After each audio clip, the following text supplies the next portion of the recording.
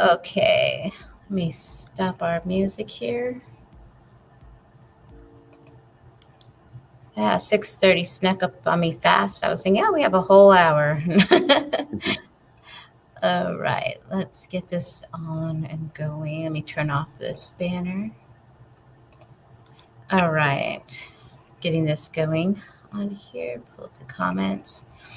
And let's see, before we start tonight, too, I'm going to want to talk about the sale that's kind of going on. So I'll let you do that. And then we'll hop over to my presentation. So are we live now? We are live now. Okay. All right. So, for anyone that's watching, we have and this actually ends, I believe, on Thursday. Is that correct? Correct. Uh-huh. Okay. So we have 40% off on our canvas prints. Now, our canvas prints are not, there's always bargain canvas prints out there. But let me tell you about our canvas prints compared to everyone else's. One is we use quality canvas. We don't use these, fake or polyester, They're made from a plastic kind of. yeah, plastic canvas. We use actual uh, uh, fine art grade canvas for canvas prints, or giclée grade canvas for our canvas prints. A lot of our canvas prints now we have switched over. Most of them we have switched over to utilizing resin inks, which are much more durable.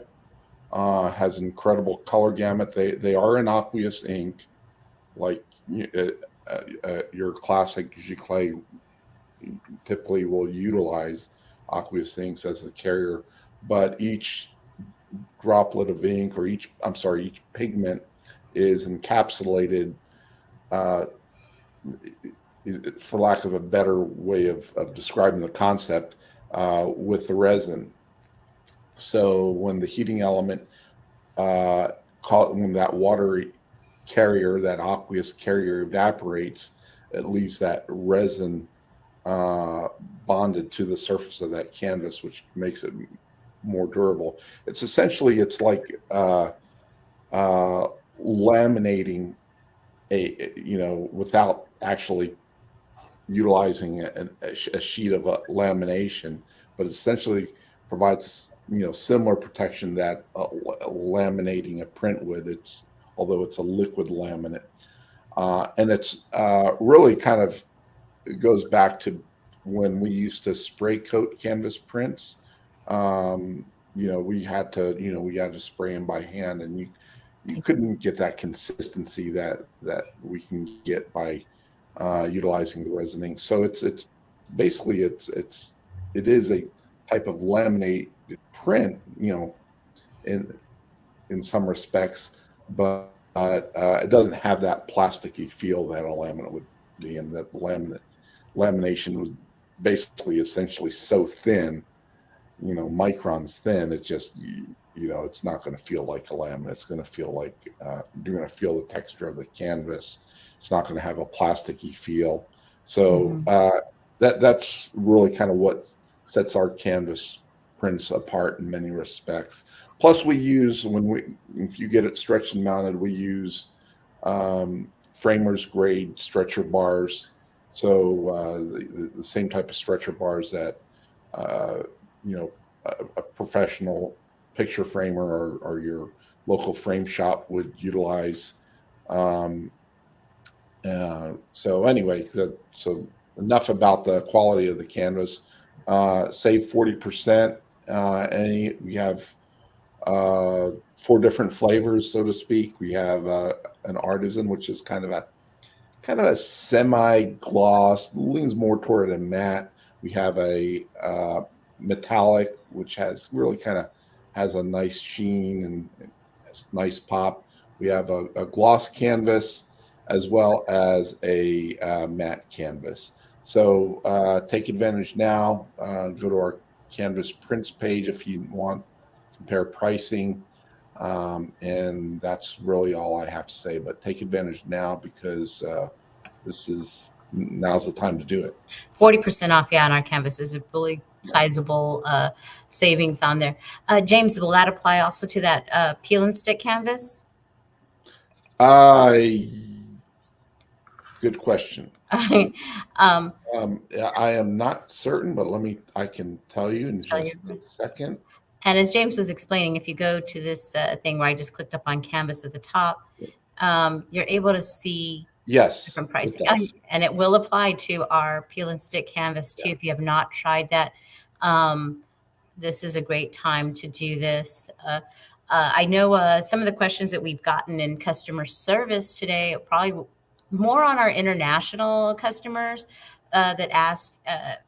It was in the pricing, and I think uh, Lars, who was on our first Tuesday a little while back, was saying that when the subtotal, like if you're doing international and it's 30% of your subtotal, it is the 30% of the subtotal before the savings is applied, okay? Because your total is after that. So it is going to be for your international fee, the $14.95 plus 30% of the subtotal. That's before the subtotal is hit with the discount. That's correct, right, James? Yeah, yeah. It's not the best formula for calculating international shipping, but unfortunately, we can't always predict what the size and weight of a package will be. I mean, someone could order, 100, 16 by 20 fine art paper prints and then throw a 30 by 40 canvas in there. And the packaging requirements for the two are so different. Mm-hmm.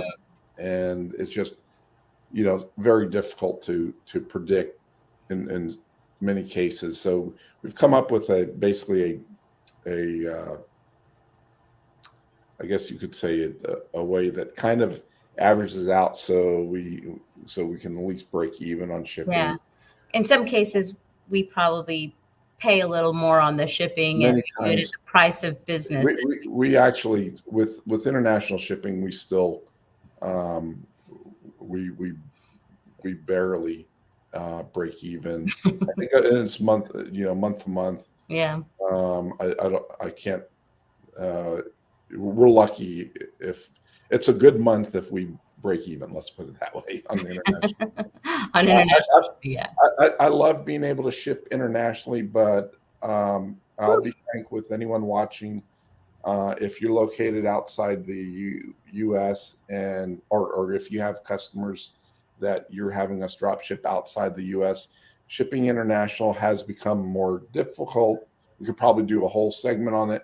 It's become more complex, and all there's been all these efforts to make it simplify it, but it's been just the opposite. It's become more costly, and hopefully we'll be able to.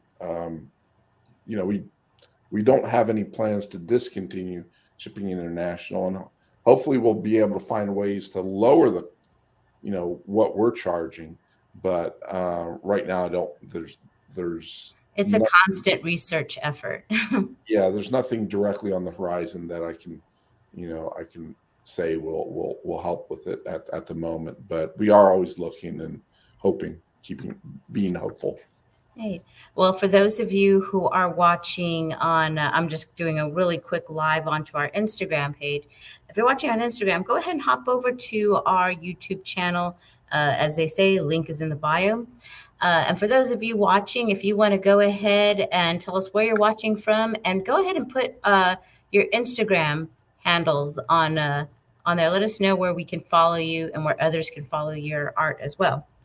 So with that, I'm going to stop our live and on Instagram and let people find us there as they watch that little replay, and hopefully they'll come over onto FinerWorks on YouTube. So tonight I'm going to be doing a social video post ideas and tips, and we're going to kind of go into the different platforms and just different things that you can do to kind of jazz up some videos if you want. Caldrick, who works here, I was asking him. I love getting artist input when I'm putting these together, and he was saying for him, having to go kind of search in all of these different areas is a little bit cumbersome. So he said this presentation would be nice to have those little searches into one area. So at the end, well, I'll probably do this up on tomorrow. I have it at the end of the presentation. All the links I have in here, I'm going to put those in the description in our YouTube channel. So just go to YouTube, and when you're rewatching this tomorrow, you can kind of go through the description and see the links to some of the stuff that's in this presentation. So with that, let's go ahead and start it off. Some of the top platforms for video discovery, right? And that's really what it is. That's what video on, I want to say on the 2.0 wave, because, you know, we all got, when we first started with the internet and YouTube came around, it was to watch. And I mean, the way people kind of engaged with video was more on the long form side. Maybe the closest thing that we got to some of these short form videos in the earlier days of the internet were GIFs, those little, you know, so you could kind of get, and they were for humor, right? So that's kind of, again, I want to say, I want to say on the American viewer, it's a very, and I've come from broadcast background, the attention span is very short. Got to catch. So that first little part has to have something that's going to catch and make them watch for the next second and the next second. So like I said, we had Google, and then, you know, we ended up with Instagram, Facebook, other social media. You know, of course, Twitter was always there. But it was TikTok that kind of led this 2.0 wave through the internet on engagement video. And everybody overnight wanted to be TikTok. Okay, so TikTok is there now, and you have the granddaddies of the internet, social media, you know, Facebook, X, now formerly Twitter. Everybody was kind of scrambling. Instagram was kind of new to it, and they were trying to say, how do we get onto this video share thing? We want to be able to be, it goes ahead and it expands your base. Everybody's using it. So everybody started coming up with reels. And like I said, YouTube, you know, you kind of look at video on YouTube in a 16:9 aspect ratio. So it's kind of the landscape view of video. All of these new things with reels and stories as they came out, they started going into the 9:16, the portrait view, that long view that you got. Like I said, even on a camera, when you think of traditional cameras, you wouldn't think of that extended long view like you do on your cell phone. So you almost have a nice tall view in this portrait aspect ratio on your cell phones. So as all of these are developing, they have different ways of formatting their videos, the length of the videos. I think one thing that people were asking me a lot about is, can you go ahead and make the difference? What's the difference between the stories and the reels? Like, what's the big significant difference on there besides length? Because even in length, some of these can be similar, right? You can have some reels where they're 15 up to maybe even 60 seconds on some reels on some platforms, where stories are also 15 to maybe 60 seconds. The difference is, okay, a story is going to be a post that only the people following you are more than likely going to see. And even that will be small because that's the algorithms of all these social platforms. While a reel is going to be public. People who don't follow you could see this, right? Like, especially if you do your Instagram to, you know, your discover on Facebook sharing. This lets you or recommend the video on Facebook. We'll get into that. So that's the big difference on them. Okay, so is the public and your followers. And you want to do the reels because reels offer more discoverability. That means that gives more people who don't know you to get to know you. And because more than likely those reels are going to be shown to people who follow the people who follow you, you know, the guesswork behind it is that they're more than likely going to have the same taste. And so, again, this kind of gets you out there among more people. You can also post videos too, and I do suggest this, LinkedIn. LinkedIn, I want to say sometimes when we do videos, we kind of do them in the intent to either other artists, like let me show you 10 quick views as an artist to become, so another artist is going to watch that. Whereas LinkedIn is going to be more of the business minded people, people who like and can finance their art are going to be on LinkedIn. So I really do recommend posting videos onto that platform as well. It's a totally different viewing audience. And now there's X, formerly is Twitter. Okay, this is kind of the wild, wild west right now. Report just saying anything about Twitter, but I wanted to put it there because it had an interesting thing on there lately. Okay, you can put like a 10-minute video, but now since X has become the new branding, they offered a 2-hour video. But what they're saying is that may go away because it's being abused by putting copyrighted movies up or getting thrown up on Twitter. Twitter was already kind of wild, wild west. So um, it's about 10 minutes on an Android that you can upload.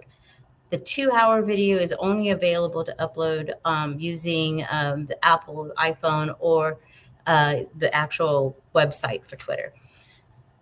So again, that one, I just wanted to mention it just because it is a granddaddy social, but it's just kind of mutating into, I don't know, everything. And it's a little bit hard to be on really on that platform right now.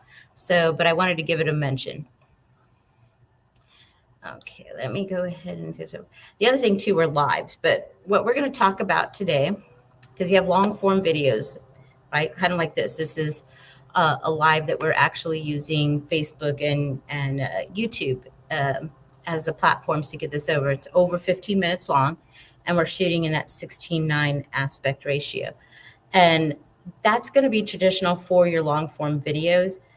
But with social media, a lot of it is the short form videos. So that's what we're going to focus mostly on, these 9:16 portrait shot videos. And as we were mentioning, you have your reels, and on various platforms, they can range from 15, 30, 60, 90 to even 15 minutes. Stories, again, you're looking about 15 to 60 minutes. Again, variation between platforms. YouTube Shorts is maxed at 60 seconds. And Shorts, like I said, were YouTube's response to the short form video. TikTok is anywhere from 15 seconds to 3 minutes. Okay. Shorts on YouTube. I wanted to get on them because they're one of the newer, well, the older platform, but newer at the short form video. What they did to compete with, Instagram and TikTok is now you have the availability to go ahead and get your handle on there, to have that at, like us, FinerWorks for our YouTube channel. So you have the ability to get that. And really, anybody who has a Gmail basically has a YouTube channel. You just got to get on there and start doing this. It's a great platform, like I said, for long form videos. And again, best shot in that thing. And about the max you can put up onto is about 12 hours. And I don't know if you're anybody like me who I like audiobooks that I can find free on there. And those can be anywhere from 10 to 11 hours, or, just ASMR videos with music to listen to at sleep at night. Those can range from about 6 to 8 hours. So those long videos are on there. And, those long videos, I know you're thinking, wow, nobody would sit for that long. They actually generate revenue because you keep the person on there, right? The person falls asleep with that music. They're staying on for the full 8 hours. Audiobooks on there, you're staying on for the whole 10 hours of going through that, or picking back up where you left off. So you're invested in that video. But we're going to go on the YouTube Shorts. So the short form videos here, again, we're showing into that portrait. And they launched this, I want to say, I think the global launch was July 13th of 2021. So it has not been around that long. And again, it has about a max of 60 seconds in there. And the platform does have its own little creator tools that you can make, just as if you were doing them on Instagram, if you're familiar with that. And if you're not, we're kind of touch a little bit on that in a minute. And again, with the nice shorts, you're able now to reference other creators on YouTube. So you could watch some, and some of y'all have, and we appreciate it here, is when you do your unbox videos, if you're doing them as a short on YouTube, you're able to tag FinerWorks by putting the at FinerWorks in your short. The other thing that is one of the best things and unique to YouTube is it converts those viewers of those shorts into subscribers, right? Kind of like you're trying to turn into your followers there. But subscribers, because YouTube really tries to like, hey, you want to follow, you want to get notifications from when this person's doing video. They do a good push at that. And that's something you want to go ahead and have a platform that's really into, especially right now, trying to push you ahead. So that's one of the great aspects of them. Reels on Instagram. Now, Reels on Instagram, again, portrait length, they can go from 90 seconds to 15 minutes, but you must upload the video of this length kind of from, you have to upload that video. You have to pre-create it. And we have somebody joining us there. Hope all is well. Question, it may not be in accordance with tonight's topic. However, how efficient is y'all's drop shipping and setup? Okay, we'll hit up that about and at the end. Dominic, I guess that would be Dominion Works. So we'll hit at the end on some FinerWorks questions. I'll put those over to James. Anyways, the other thing, right, with the difference with stories and reels that I forgot to bring up is stories only last 24 hours. Your reels, your shorts, those stay on your platform and people can see them. So the chance for discoverability is always there. So it's another benefit to the reels. Oops, sorry. Need to go past that.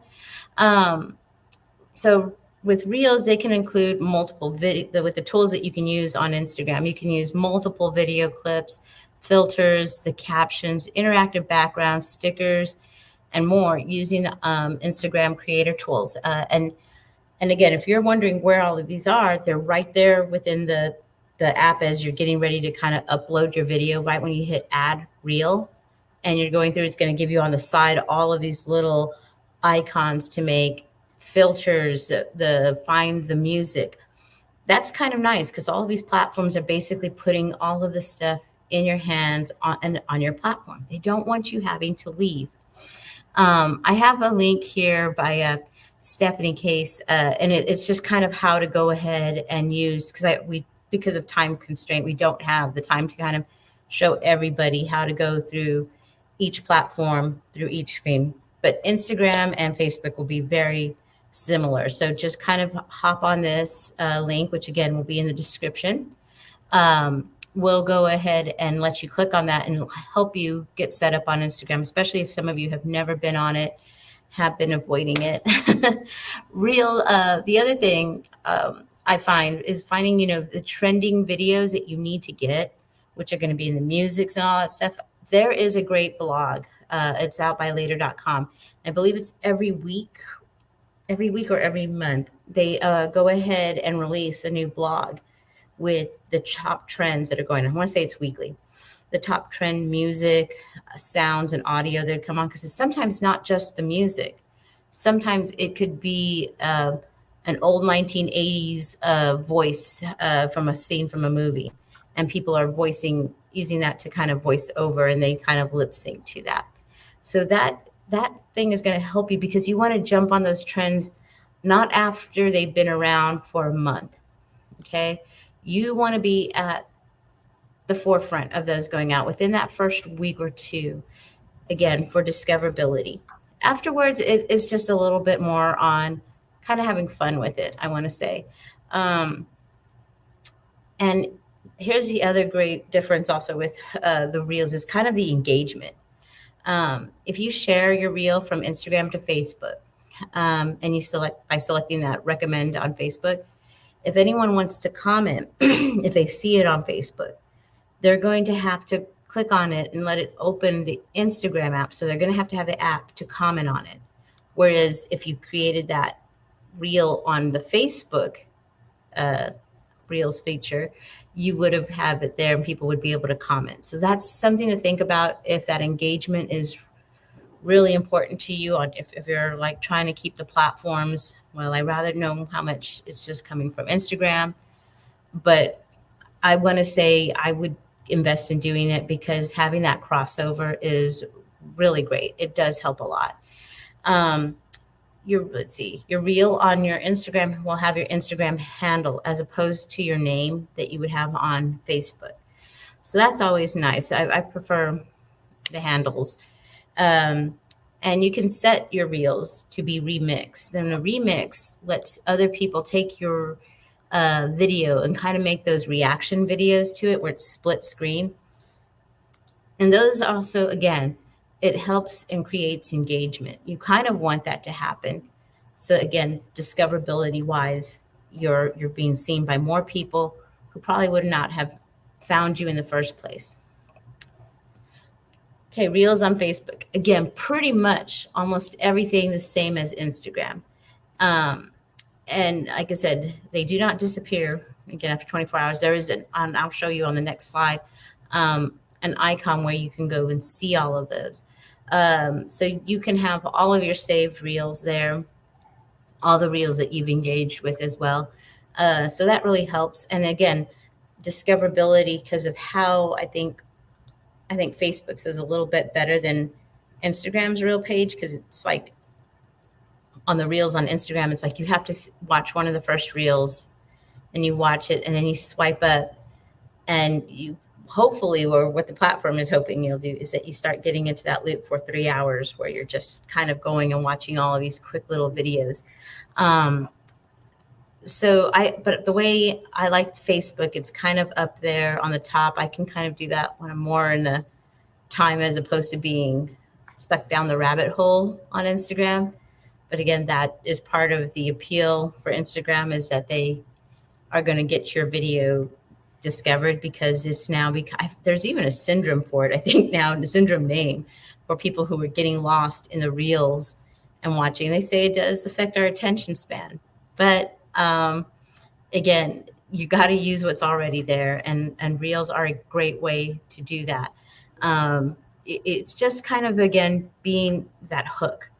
Comments on Facebook, again, like I said, can only be made if they're made on Facebook for these. Okay, and like I was mentioning here, if you're going to post a reel, this is a Facebook, and it's kind of much like Instagrams. On Facebook, you would just hit the plus, just like in Instagram, the plus is down on the bottom right there. You would select reel. On Instagram, it becomes like a long sideways menu. You select reel, and it'll open up its editor. And from here, you would do either the camera if you're going to shoot it straight. Most people like to at least do some of the video themselves and upload. So you would get that and select it and grab that video. And then from there, add the music. Now, here's one thing I do say is the music, I would keep your audio if you're just talking in it, that's fine. But don't add music to a video that you're going to upload because if you're going to put it on multiple platforms, every platform has a different license with music. And you can go ahead and because I am the queen. I love that of just being able to put one video in one place and share it across platforms because it saves time. In this case, though, you might end up getting your video taken down. It might not get shown because the AI is going to catch that you're using a song or a sound that is considered copyright, and they may not have the license for their platform, and it gets pulled down. So it's best to go in when you're uploading, add the music from each platform natively. That way, you're not going ahead um, and risking your video being pulled down.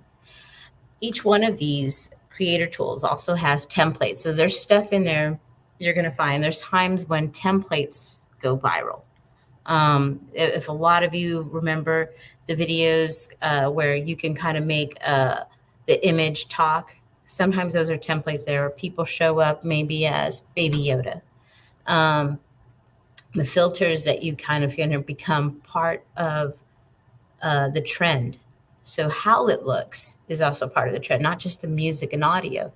That can become it. There's effects. There is the green screen. Green screen is great if for remixes as well. Sometimes you can rip video from some other platform, let's say TikTok, and you want to a creator there is giving their one I follow, for instance, is a crime blogger, and he will show videos, some of the closed circuit TV stuff to show where a crime is going on. And he does that, and people will go get those and they put their response, and you'll see yourself in the corner. The video is going off big in the background, and you're giving your comment to it. Or if you just want to give your face rolls and eye rolls and stuff with that, um, you can kind of use that green screen for that.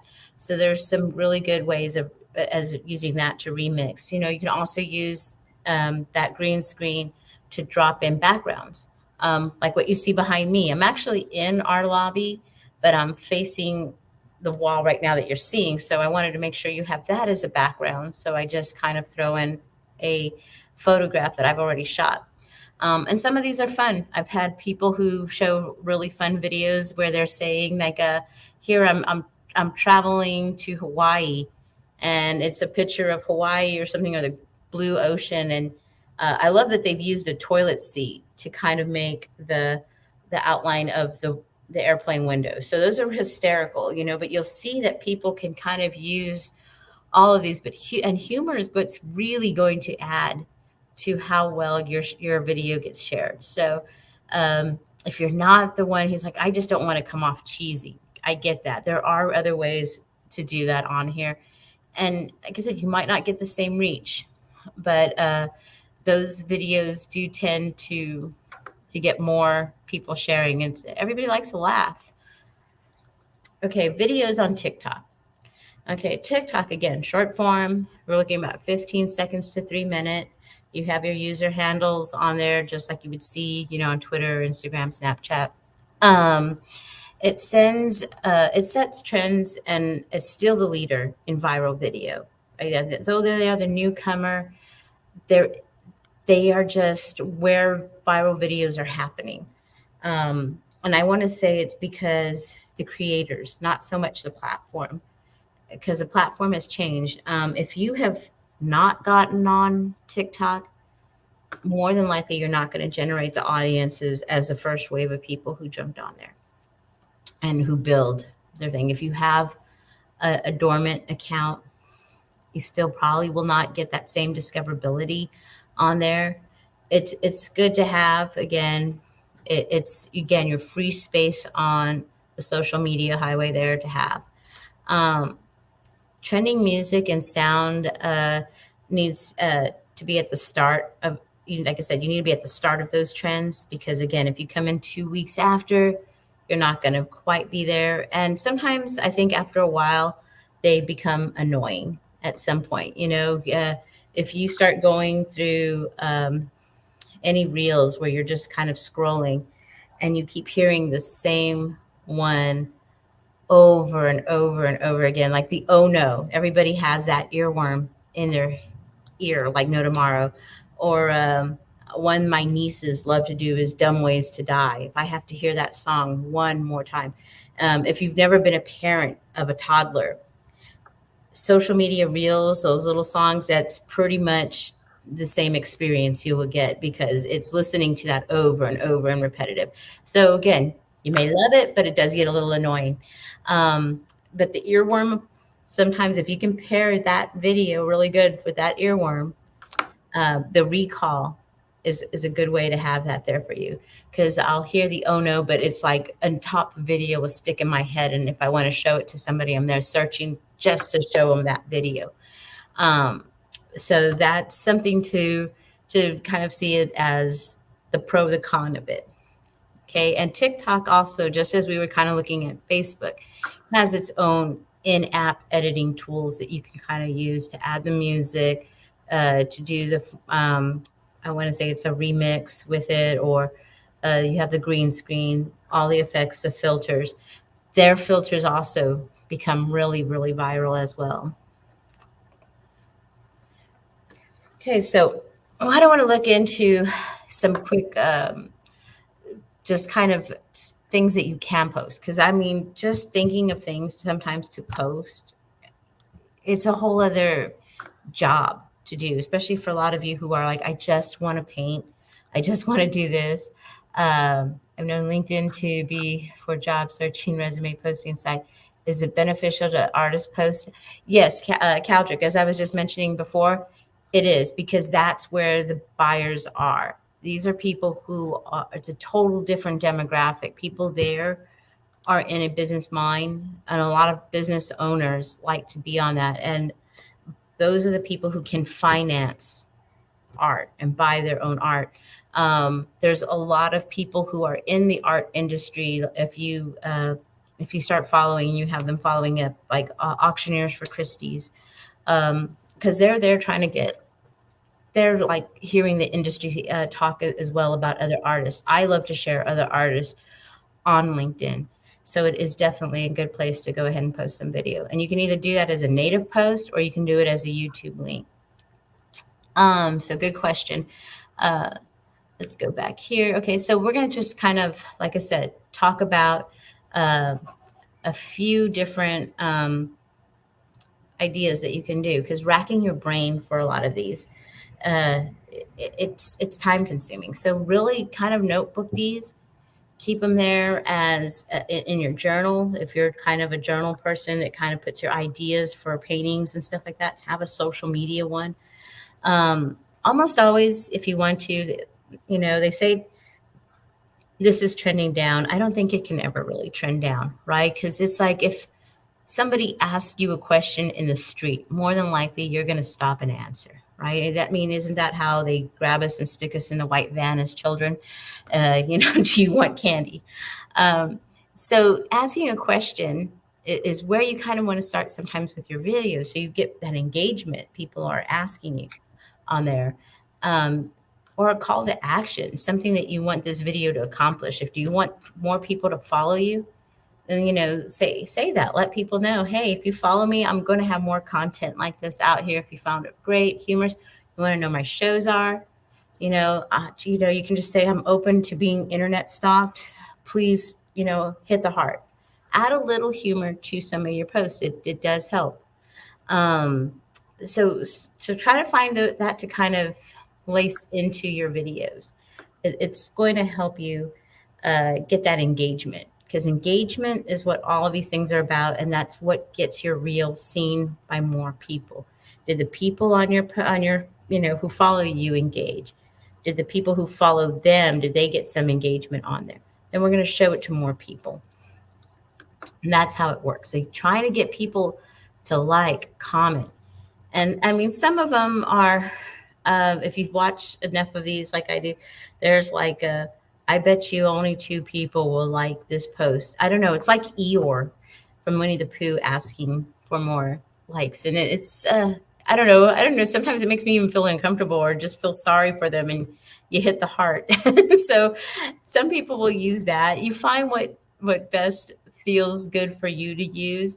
You don't have to be cheesy. You can make these as go. And I mean, everybody has a little bit of humor. You're artists. There's something interesting about you. Um, and and it's hard. Like I said, maybe your only close circle of friends sees that. But try to find that little humor side and tap into it and, warm up to people.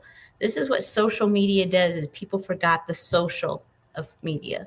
You want people to get to kind of feel like they virtually know you, because art is an emotional buy, and these videos trigger into those emotions.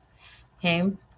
Now the other viral videos I see out there, or it's actually more on the trending audio, is the artist reveal videos, and you can use, again, you find a trending music, maybe something that kind of conveys who you are. Because, like, everybody has their theme song. Just kind of find your theme song. And see if it don't, again, look at the trending videos and see if you want to do is take your latest and greatest art piece and do the turnaround, right? I like the ones, the artists that have paired it up with the turnaround audio, the song, turn around. Some people have used it with their dogs constantly going in the circle, but um, turning around and showing. So you start with your video with your back to the camera and holding your canvas, and you turn around to reveal the finished work. It's a trending audio, and you can always, it's kind of always going to be there. It's going to always get shared, is shared by the platforms. Is go ahead and pair that up with a reveal of some artwork. That is going to be a good one on there. Another artist reveal video is, again, and you can use the video editing tools within each platform will allow you to pretty much do this. The blank canvas, where you photograph your hands ready to snap, and you have the blank canvas in front, and you hit the snap, and you do a cut in the video, and then you shoot again the finished work. And it just looks seamless, like, you snapped and all of a sudden it's there, because that's how people think y'all paint, that it took you only a few minutes to paint that. So there is that. Uh, the other, it's a trending audio. And I think it because the show was so popular, which was funny. It was on Nickelodeon, but was actually, going back to my Nielsen days, kind of the demographic for it was like the 15 to college age people who watched SpongeBob. So they have one where it's like you start painting and stuff like that, and then the audio from SpongeBob comes on, and there's several different hours on it, but it'll see like 10 hours later, and then the canvas again is done. And you're just using, again, the audio that they have. You would just type in SpongeBob for audio in the music area, and it'll come up. So those are going to be some of your, nice little artist reveal things that you can do. The work in progress. Now, these can, some people are asking, oh my God, it'll take me, it takes me 15 hours. I'm here doing this several days. What you want to do is just set up your phone somewhere while you're painting and let it record you for a little while. And what you're going to do is eventually put those videos together and speed them up. So that's all you're doing, is you're going to be speeding it up. You can kind of cut some of it, because you'll notice as you're speeding up those videos, there's parts where it kind of jumps. You really won't, it doesn't need to be there. So you might edit out some more stuff as you're going and doing these. But when you string them together, then you have these work in progress where you're speedily kind of painting something. And again, for everybody else, it's kind of like watching the snail go across, the pavement. But this beautiful work of art is being revealed as they're going. And that is a really good video, and it's something great that collectors like to see as well. They like to watch the progress. I mean, have you ever just had people in your studio who just, that's it, they just sit there and they chill and they watch you paint? Same concept. So you're just kind of extending that to your social audience. As we've been talking about, the trending audio, right? The voiceovers and audio clips from movies. Those are fun. Again, sometimes you can capture these yourself. Just go on a YouTube, kind of do the thing and do your, I do a screen record, and then I just strip the audio and make the audio its own little MP3 kind of file there, and I'll load it up. Now, on your private Facebooks, it might not matter anything. On your public Facebook or your groups or your fan pages, it might get pulled down depending on where you're getting the audio from. Sometimes it's very basic and they don't catch it, and it does stay up there for a long time. But it's best if you want to go ahead and get it from saved audio that you found. Like if you watch anybody who does, like I said, I think one we had here was my favorite one is from Beverly Hills Cop, where he's asking him, like, has anybody bought this? And he's like, yes, I sold just one the other day, and it's the whole conversation there and how much. And that's a great one to have. When you see it, if you hear something that you see, you're like, go ahead and hit the audio that's at the bottom on your reels. It'll tell you where that audio is coming from. Click it and it'll pop it open to all the reels that have used that audio. You're able to save it so that you can use it later. So when something like that catches you, more likely going to catch somebody else. Save that audio so that you can make your next video using that. Um, so those trending little things are something that people want to use because it's like the conversation that goes on. People know it because it's a well-known liked movie. These are going to be uh, audio clips that you can use for a lot of your videos.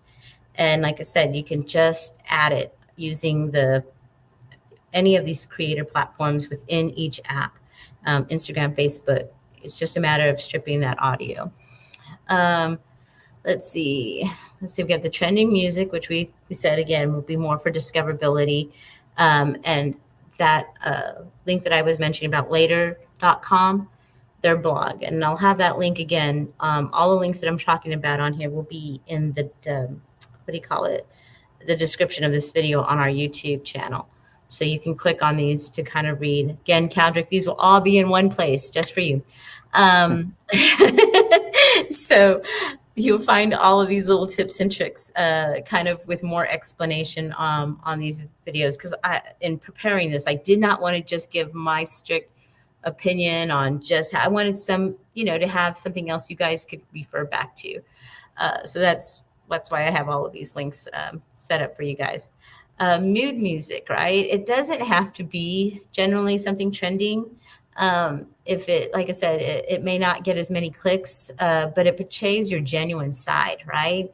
I don't know. For me, it would again be an audio clip, but I mean, there's some music that just sets the vibe of who you are. Put that on, and like I said, it may not be anything, but it shows that genuine side of you, and it may not get you a whole bunch of clicks, a whole bunch of discoverability, but having that there for somebody else to see when they come back looking through your reels, it gives a reflection of who you are. And you can even collaborate with local musicians in your region, right? Because I've noticed so many more local musicians. Well, I want to say unsigned artists, right? Because some of them are not even from San Antonio. Now I'm finding artists I like from different areas because somebody used the audio in there. So I'm kind of finding other, um, music selection just based on people using their friends who are musicians, their band music and playing it. So having that collaboration on there. And when you use it, what happens is if somebody goes to their page, sees the audio link that they've provided, they click on it, again, you'll see all the people who've made an audio using that clip. So again, you do have a little bit of exposure to that band's group of people following them. So it's something to think about there. I mean, like I said, again, not as many, but it's kind of like you're helping each other out there. So collaborations like that, with local music or unsigned artists, those can be also something that kind of brings both people up. Um, the other thing with video is collaborate maybe with a luxury item. For example, like I have a friend that I watched his art go being sold at a really high end boot, like cowboy boots boutique in Austin on South Congress. I mean, I think the cheapest pair of boots in there might have been $800. So when I went in there and I was listening to these men and women who were buying these boots and stuff go on about the art, and it just felt like it wasn't like a traditional hill country cowboy look to it.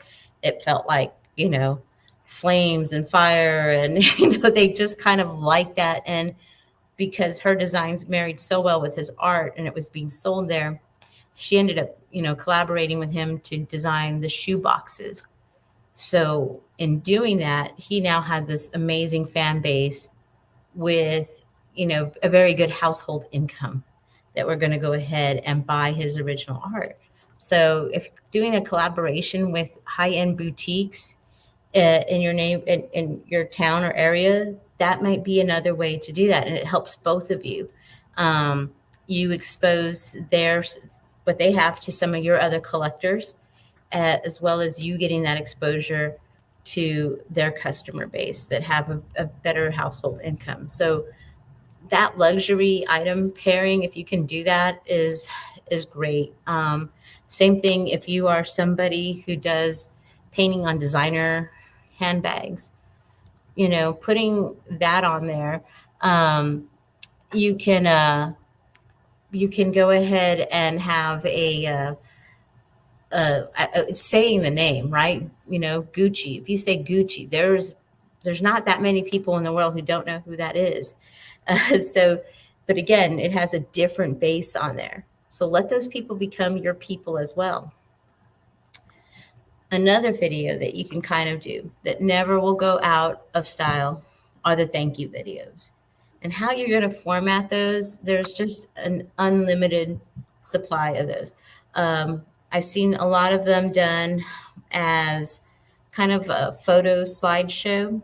And there's different things that you can, we're going to talk about those in a little bit, things that you can do to kind of add those into, you know, uh, kind of animated look so that it adds a lot more, I want to say just gives it more draw to it when it's animated.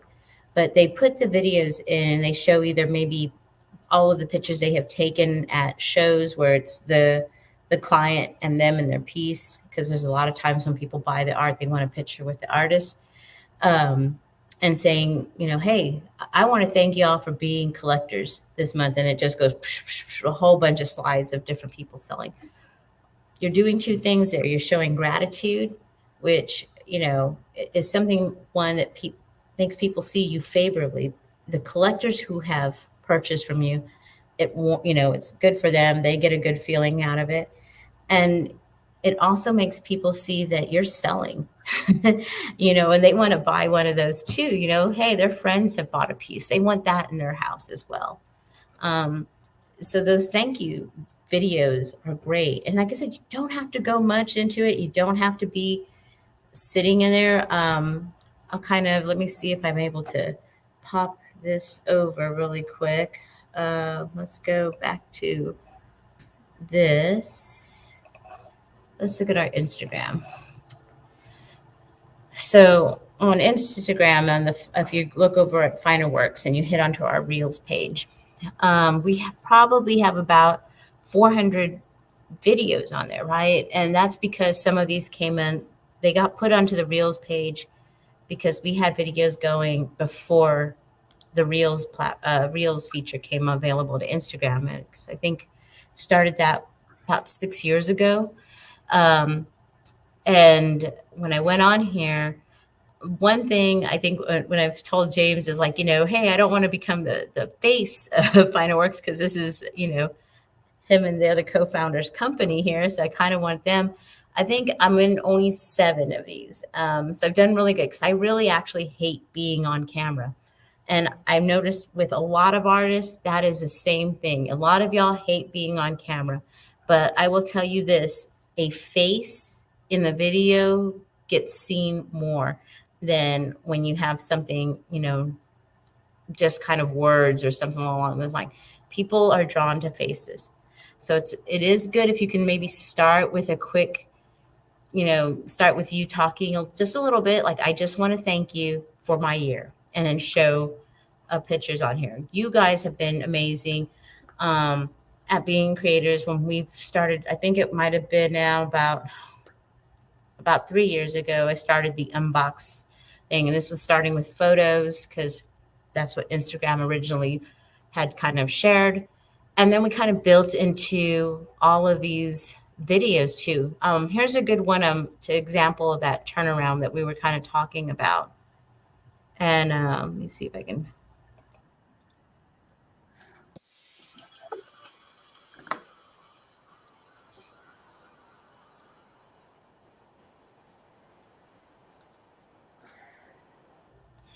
And so I put your comments that you have on your reels. Like I try to go in there and I have an app that I use that lets me pull down reels and it copies the text you put in there. So I can keep what you put in there word for word. So I'm not changing any of basically your testimonial on there. And conveniently, like I said, we have the 40% off canvas going on right now. So there's a great look at that on here. Um, we have some artists that get so Mary Jean is somebody I wanted to have on.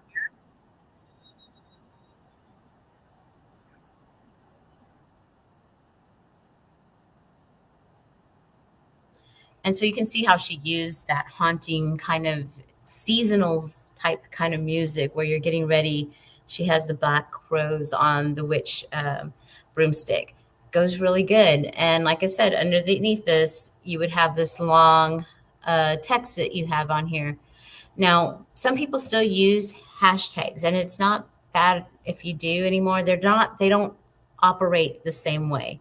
Um, they used to use hashtags to help, kind of gear your stuff to the people looking for, I guess, videos that had already looked at that. I don't know why they got rid of that. I think that was still a good feature. Um, Now they're more in for indexing your videos. But Mary Jean is somebody who is she's a local artist, but she's just done amazing on and I want to say a lot of her stuff is probably more video than just a straight camera post. She said a TikTok. She jumped on TikTok right at the perfect time and she built a really good audience on there. And that's part of it. Building your audience is going to be a lot of this. Um, so some of y'all have done amazing with this. And what happened is y'all mentioned Art FinerWorks. You say, you're adding a testimonial in there. Like, and it doesn't have to be anything big. Even if you did something like Starbucks, I happen to like a caramel ice macchiato at Starbucks, but you've used Starbucks, a product, why you like it. It's your little bit of a testimonial. Um, you're going to have a brand share your video. So that's something, again, using those handles in your comments or within a video. Some things you can kind of post with Instagram, the handle within the video, and it'll give a notification to that person.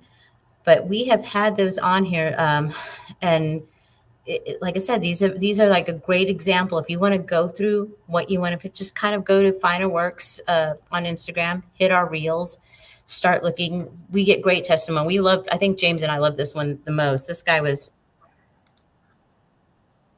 Yeah, I don't think any of the audio is coming through. the audio cut out. Yeah, we're not getting audio from Oh, the playbacks. oh, okay. So he gave a great thing here, but he's giving this whole, like I said, he just put, I love print day at FinerWorks, always produces such fantastic prints. And he's here showing his unbox, showing the prints. This works twofold as an artist. One, as a brand with FinerWorks, we're grabbing his video, we're sharing it to our audience as well. Some who are platforms that sell art for artists, so different people follow us, galleries that follow us. It's a different artist, a different base for artists to kind of do that by showing the brand, showing enthusiasm for products, even, um, and being creative. So here's another one of these snap. I just kind of wanted to go through some of these so that y'all can see. I won't play the music, but again, she's using um, some awesome music in there. It kind of times. And here she's showing her acrylic print that she ordered from us. And like I said, there's nothing more than getting these. These are not paid actors or anything along that line. We are just finding, we're just They're finding through the customers. tags. Yeah, these are our customers. I mean, they're not placing orders just to make a video. They're placing orders because they're probably in most cases selling these prints or Hmm. they need to sell these prints, and so it's just kind of on the side. They to help promote. These are to help promote their own business, Hmm. and they're sharing them with us. So, Yeah. which is Like I kind of said, cool. Because uh, we get to kind of help each other in that respect. exactly. And I mean, um, I know for me working with FinerWorks, what I have loved about this, because our customers are throughout the world. Um, for me, seeing y'all's videos and stuff along those lines, it's it's the same as being a mom and pop and you guys coming in here and us learning about you and your art. Um, so it again, emotional connection set through by videos.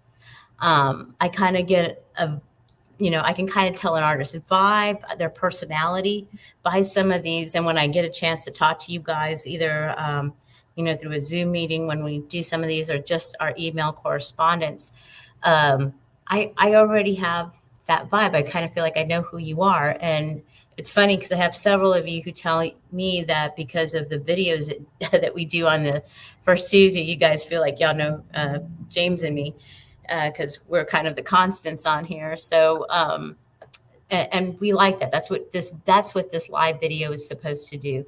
Let me see. The question I asked earlier. Okay, hold on. Let me see. I like you all.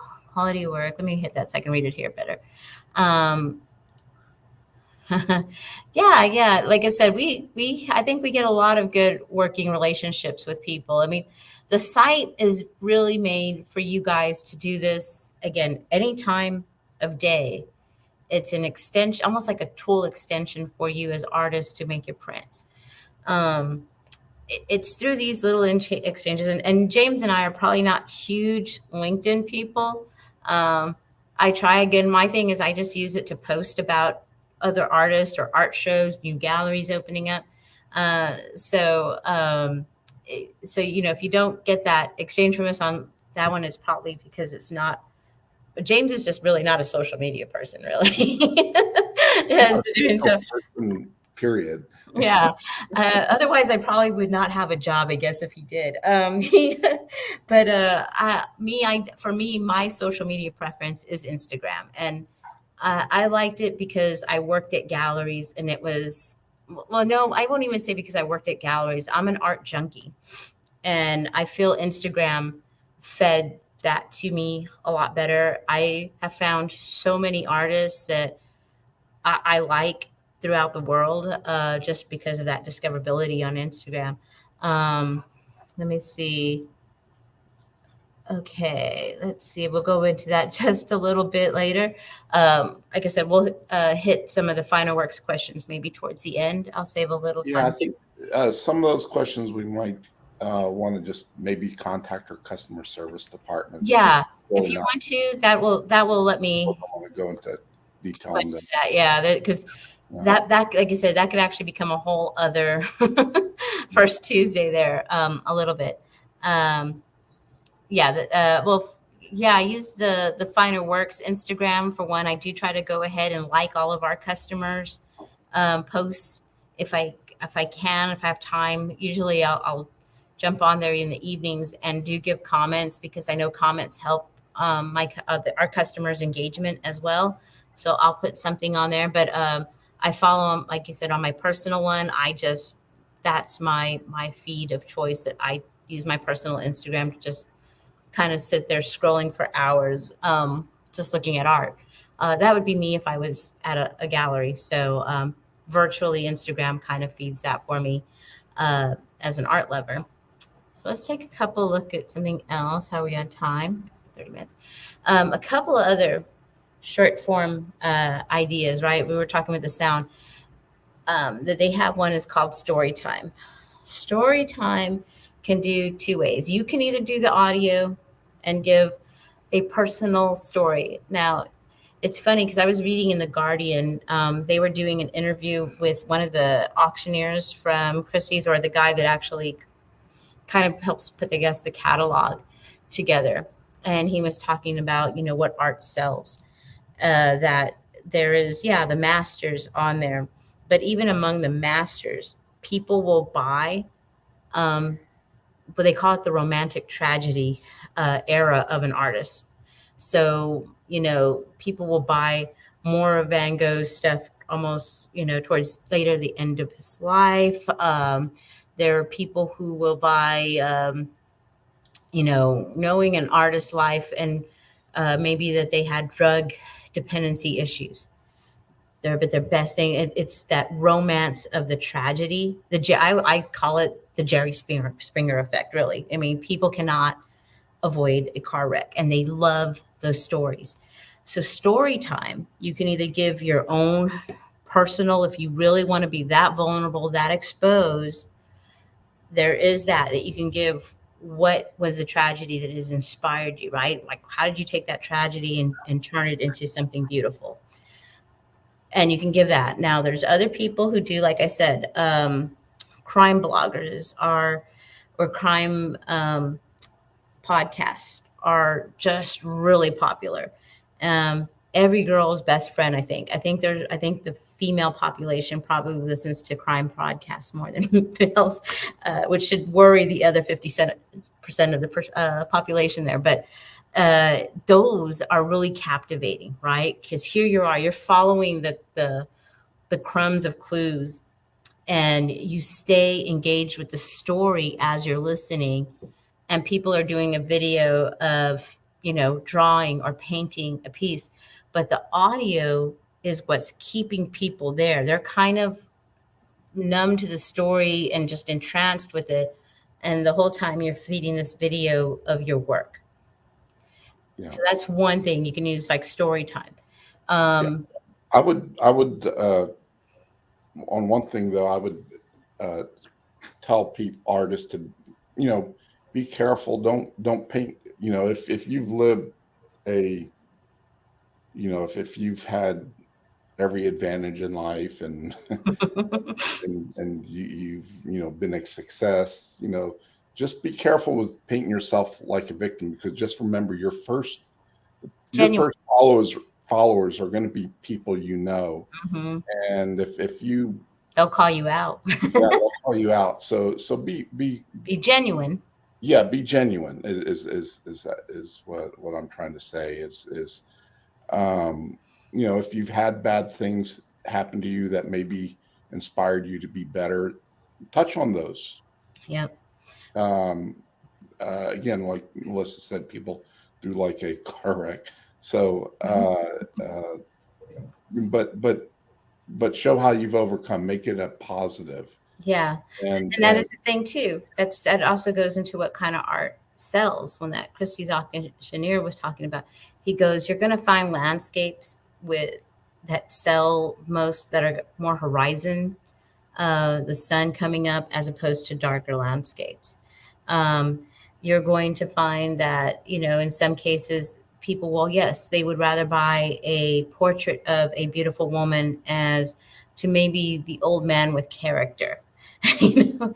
So you, yeah, you look at things like that. But like I said, some of the artwork, because that's, who comes. Also, another good story time um, thing is, because, again, going back to that article of art sells, is what is the significance of an artist in art history, right? The masters there, we know Michelangelo, the Ninja Turtles, we know them, and they're going to say, we know their importance to art history.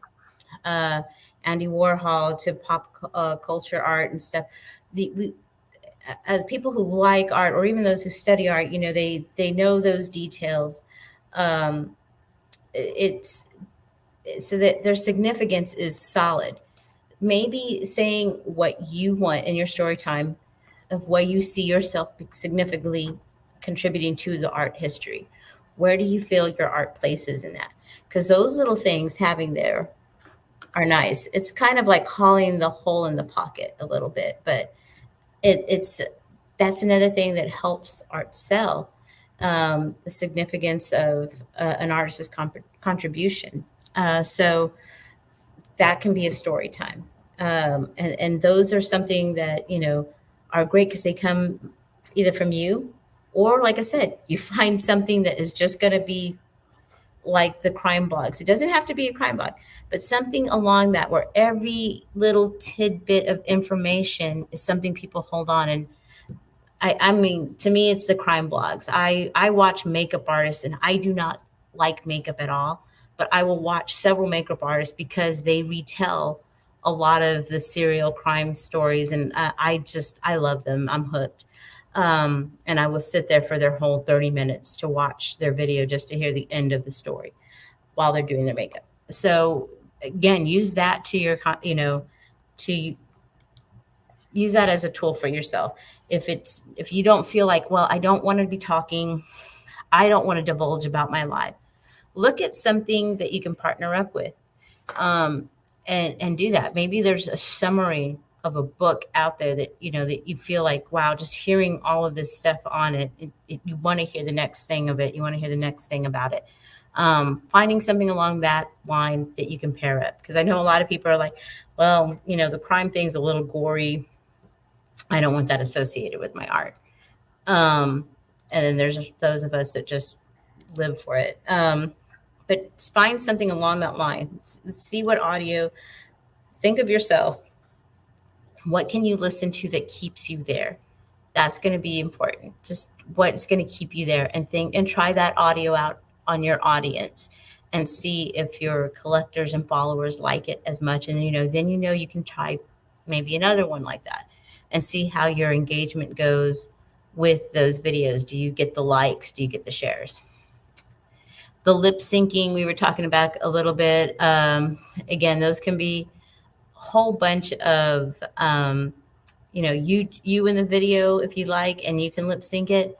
There are apps that will take your video, like you can take a photo of your art, let's say, and more like if you're on portrait art of a person, and it will animate the lips and eyes and movement of the heads of the portrait, and you can put in things to kind of lip sync with. Uh, like I think one of the big ones right now is a nope, don't like that.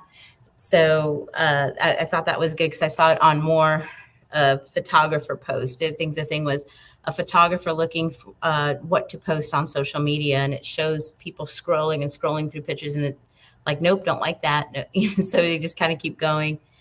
Is a trending audio clip, and photographers have done really well at grabbing that a little bit of humor, and they kind of have add that to their thing, and of course it's their pictures that they get to show. um, Layover clips. This is funny.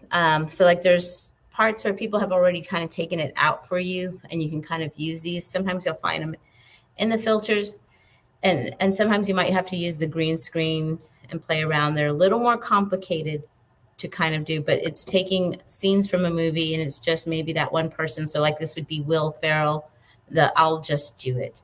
It's like, have a whole bunch of stuff, and they kind of lay that over, and in the background, which where the green screen would be a whole bunch of videos of your art, right? Like I'll just do it, and you're just showing like, here's all the artwork you're getting out for, let's say, a show. So that is also a really, good way to use it. A little more humor. He said, if you don't have the humor, find something that you think is funny and not too cheesy. Something, again, because it's going to be genuine. It's going to be a reflection of you. I think you're gonna have a better response, at least a more genuine response, because it would be something that isn't cheesy. Because if you're not a cheesy person, um, then you're gonna find that something like that would be the best to be kind of the mouthpiece for you. Now, because we had YouTube in there, I did want to go like videos over 15 minutes, right? So that's where I start considering those the long form videos. And there are some ideas for those, because if you, like I said, use shorts, but start building maybe your YouTube channel. Um, I think it's a great way for artists to start documenting themselves and preserve kind of a preservation of your art, what you thought on these, and something to always refer people to. And again, discoverability, because you don't know who will share it.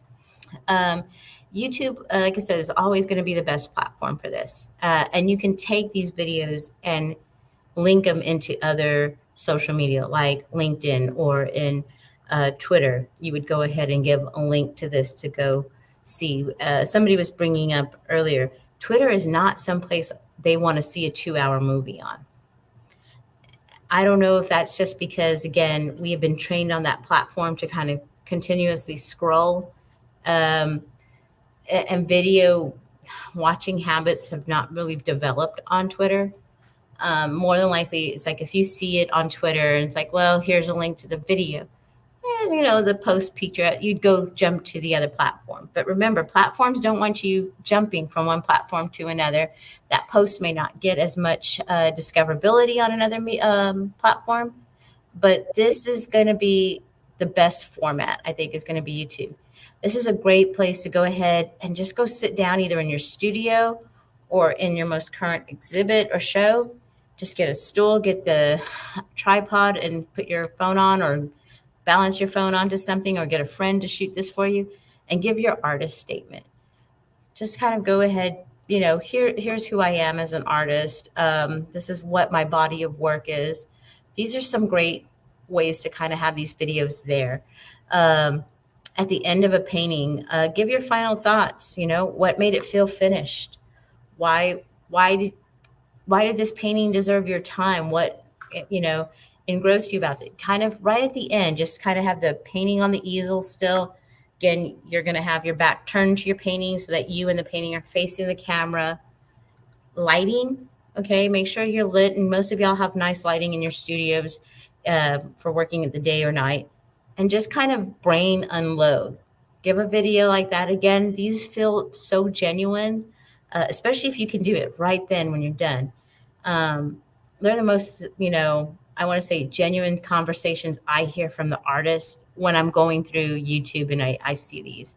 Um, Other thing could be if you're doing collaboration, go ahead and get your piece and the other artist's piece, or if it's a mural that you've worked on. I've seen a funny one where these guys have like grabbed a sofa, and that sofa looks like it's seen some things, but they sit on there and they have this conversation about them, and listening to the artist talk, you can see those. I can tell who painted what on that mural because of the personality that you're hearing through there. And sometimes, like I said, maybe you're not as I want to be in front of the camera, but it's easier to be in front of a camera when you have somebody with you. And sometimes if you just ignore it and just start the conversation between you, I mean, you're talking to a friend, and that again portrays in those videos and it lets people see that genuine side of you. A tour of your show or your studio, that is pretty easy. You're just going to walk around, shoot some video of how you have things laid out. Let us know why you have it laid out that way. Some of y'all have really funky mannequins in your studios, and those are great. Give us a story of their name, why they got that name. These are some things that people like. And if you've never given studio tours, like if you have not had shows where you're in an art complex area where they open the studios up, maybe take a tour of some of those in your neighborhood, just to kind of hear the conversations that go on. And then do one of your art studio or your space. Other one too is if you have a show opening, give people a personal tour. I mean, there's nothing cooler than having the artist walk you through a show and telling you about pieces. Um, I think it's just a really great idea. You can also, like I said, you can collaborate these into your exhibitions, right? You can always put a QR code for all of these YouTube videos when you have a show. Let's say you did like 15 pieces and you did a video after doing each one of them. Have them on your YouTube, and then when you get ready to do the show, you keep that QR code there. Let people come in, they can scan it, and they hear the artist story while they're viewing the show. I have seen two shows like that, and I was entranced. One, it kept me at the show a lot longer than I intended to be. Um, I found that I had more emotional connection to a few pieces more. Like when I go, I'm thinking maybe one because I'm just kind of visually looking as an art buyer when you go in, and then sometimes the artist isn't there. But now with those videos, I had a connection to that artist. So again, that emotional buy, it happened more on more pieces than I would have thought. I would have been, oh, I like that one, and but then there's other pieces when I hear the artist talk and explain about it. Um, I was more emotionally invested in it, and that's part of the art buy is getting your collectors to be emotionally invested in you and your art. Um, And you got to think of yourself as a brand. You really do. There's a lot of artists that are deer in headlights with that, but you need to start coming out of that shell to kind of let yourself come out as a brand.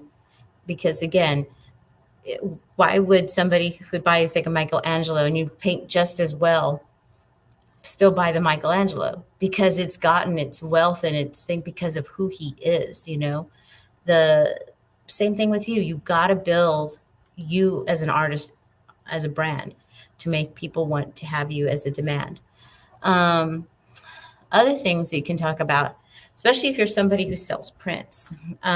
If you're doing that, and this was going to help you with your print sales, have that thing on there, like saying, I chose, chamomile photo rag because I believe this paper it has a weight to kind of convey it being one step up. This is a fine art piece, and it still keeps that fine art piece because it's presented on this paper. I'm using a print lab that use archival inks, archival medium, so that I can have these prints for you and your next generation of family. You can talk about the sheen. Anyhow, you just kind of sit there and talk a little bit about that. Those don't have to be that long. It's like I said, give either a few minutes or 15 minutes if if you're going to do a little longer on this. Also, go ahead and shoot video of the prints. You can just put those either in a light box or on a table with a really good, sun coming through it, and just kind of shoot some of your prints and talk about them. If you have them in frames, show those. And then always through those links to your video, the links to where to buy those prints. Because again, that's going to be the thing that kind of makes these videos all worth it, is people buying your art and buying your prints. Um, do that. These don't, and it doesn't feel commercial and it doesn't feel selly. It's just, if you're interested, the links are below to buy these prints. I have people on Geo Galleries. This is where you would go to buy my prints, and they may have another thing for buying T-shirts of their art, but very different platforms. But they're able to talk about that. Those are great ways to sell and have that there, and to have people share it with their friends. I share things like that as my Christmas wish list. Um, let's see. Also, there's your artist perspective, right? Because this is why you're so interesting to everybody. You're an artist. People like your perspective on art that inspires you. It's like musicians. Who inspired them? Uh, do a couple of those videos, like how did I get here? Um, and I think those are going to be stuff that you're going to find that resonate with people. Okay, video editing apps. Like as mentioned, most of all of these sites here have their own in-app kind of editing features that you can do. You don't have to invest any money. You can just kind of use those, and I suggest that. Start with what you have, your phone and the app on your phone, and work with those. And there's some links that I'm providing that they're going to go through with YouTube tutorials that show you how to make those videos using those in-app features. Here are some, though, that I have found that I have really, really, really liked. I think when I first started doing so, and that's why I still have it on here, and I have a photo one for this reason. I'll use PixArt AI photo free, even though I have Adobe, the whole creative suite that I pay every month on my phone. I have liked PixArt because, again, I can do this on my phone and on the fly, and I like doing stuff more on the fly than sitting in front of the computer and doing these. I kind of feel they just get out faster. They're also a little more spontaneous in how they present themselves. But I'll do PixArt. I'll do some things on some of the photos. And when I first started social media, I liked movement to slideshows. I liked the photos being up there. That was great. Once you were able to do video post, I looked at it was an app for GoPro, but it was on my Android phone, and it was the quick free video editor, which is different. There is a GoPro video editor called Quick as well. I think the Q is just slightly different and in one color. But this one lets you, it kind of adds that animation to your slideshow. It starts with zoom in, zooms out. The transitions are there. So you're not going to build it. Like, so here's the con to it. You don't get much in the way of editing. You can maybe put the focus on there to change the music. With this app, I suggest don't use the music because a lot of the stuff that I created early in the day with it, those videos are coming down. Though, I mean, social media engagement wise, that it's coming down after 10 years doesn't really bother me. But I liked using that app to do it because it was really fast. I'm going to drop in 10 pictures. It's going to give me a 30-second video post. The transitions are already done in there. I'm good. I like it. It's really fast. And I mean, it has a few good themes in there that I'm able to use, and I really have liked using that. Now, there are free versions and paid versions of these. Now, what the free versions scale back has is basically the company's watermark is in there. Or, for instance, with the Quick Pro, at the end, it'll say Quick Pro, made with a Quick Pro video. At the end, I like that it sits on its own little black screen and not kind of in all of the images in my videos. I almost don't mind that. And if you really wanted to not show any love or not show it, you can always clip that end of the video when you upload it and take that out. KindMaster as well. They will keep a watermark throughout the video on the free version. They're not that much. I think when they first started, I think I was getting this at $4.99 a month, and now it's now $9.99 a month. The Pixar, I just paid for that one annually because it was like $55, and I was like, well, it's not too bad. I'll just pay for the whole year. There's now these ones. Let's see, video I have not, or VDIO free. I have not used yet, but I'm going to start using this one because I love this. Okay, one thing about your videos that you should do: subtitles. I think there was like, it's either anywhere between 85% of people watch videos on mute, mostly because they're watching them in probably like the bathroom or at work. But that's how a lot of people watch, usually without the audio. Doesn't mean you shouldn't use it, because remember that trending audio is what's showing them your video. They may not be listening to it. So subtitles, if you're going to talk in there, having subtitles is key. And this one has a great feature to do the subtitles for you, and it lets you have be able to go ahead and make the different font styles in there and kind of make those really kind of pretty kind of text in video. The other one, I've been using this. I use it more for the I want to say long form videos. Is Clipchamp. There's a free version. This is Microsoft. And then I pay for the thing, which is $11.99. And mine was because of the voiceover selection. So I don't like talking, and sometimes I will just grab the script of something, like say this evening, if I wanted something from this and I wanted to make a tutorial this later. I don't like my voice so much talking on it. I would rather grab the script from YouTube and then just put it in this app to do the voiceover with one of the pre-selected voices. And it sounds really good. Doesn't sound robotic or anything. I've liked it. I think, James, we've used an Adobe one before that you used before, right? What was the other one that you used that was a voiceover? Amazon, right? Has its own package of Oh, voiceover.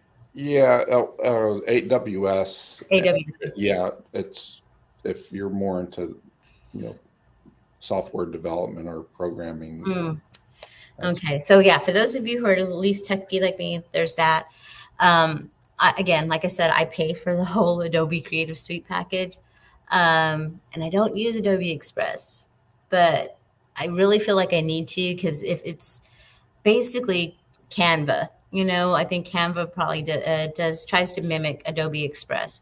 So if you're paying for the whole entire suite like me, that might be another one star because it has really good templates in there. There are other things like Wamba that animate your pictures, and you can do those. Again, I'll have some of these linked at the end in our description of the video on YouTube here. With that, I guess we're right here at 8 o'clock. So I want you all, if y'all are here and watching, put your Instagram handle in the comments so that we can follow you. Let us know where we can follow you. And we'll go in there, everybody give each other like at least a like on one of your reels. Maybe and do one up, comment on it, one up that, share it.